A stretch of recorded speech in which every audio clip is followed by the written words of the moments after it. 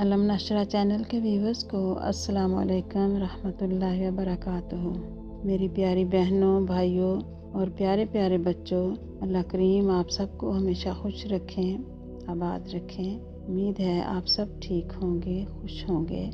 جہاں رہیے خوش رہیے، آباد رہیے، اللہ کریم کی حفاظت میں رہیے، آمین یا رب العالمین۔ جیسا کہ آپ جانتے ہیں کہ ہماری قرآن پاک جو ہماری کتاب ہے، اللہ کریم نے کتنی رحمت والی، برکت والی کتاب ہمیں نازل کی ہے۔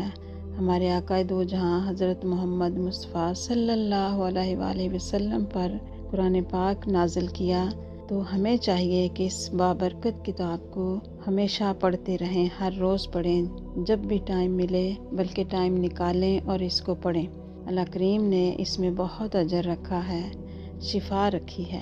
جو بھی قرآن پاک کو سمجھ کے پڑھے گا، اللہ کریم اس کے گھر میں خیر بھی رکھیں گے اور برکت بھی ڈالیں گے۔ ہر کام میں اللہ پاک خیر اور برکت ڈالیں گے، اللہ پاک صحت تندرستی عطا کریں گے۔ تو ہمارا جو آج کا وظیفہ ہے وہ سورۃ رحمان ہے۔ سورۃ رحمان کی ایک آیت ہے جو کہ آپ جانتے ہیں، فَبِأَيِّ آلَاءِ رَبِّكُمَا تُكَذِّبَانِ۔ ہمارا آج کا وظیفہ یہ ہے کہ اس آیت کو ہم نے 114 مرتبہ پڑھنا ہے، کم سے کم 114 مرتبہ، تو اس سے زیادہ بھی پڑھ سکتے ہیں۔ فَبِأَيِّ آلَاءِ رَبِّكُمَا تُكَذِّبَانِ، اس کا مطلب ہے کہ تم اپنے پروردگار کی کون کون سی نعمت کو جھٹلاؤ گے۔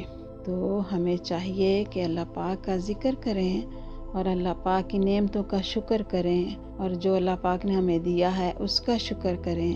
صبر اور شکر اللہ پاک کو بہت پسند ہے۔ صبر اور شکر کرنے والے لوگ اللہ پاک کو بہت پیارے ہیں، بہت پسند ہیں۔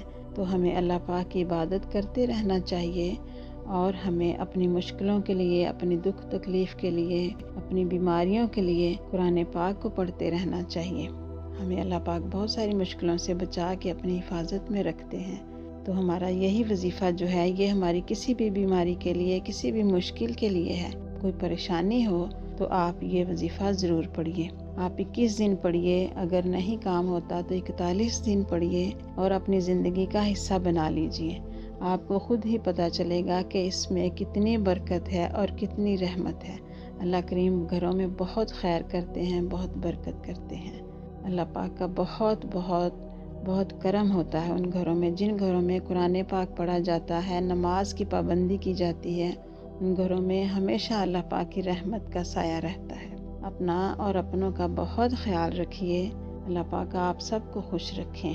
اللہ حافظ۔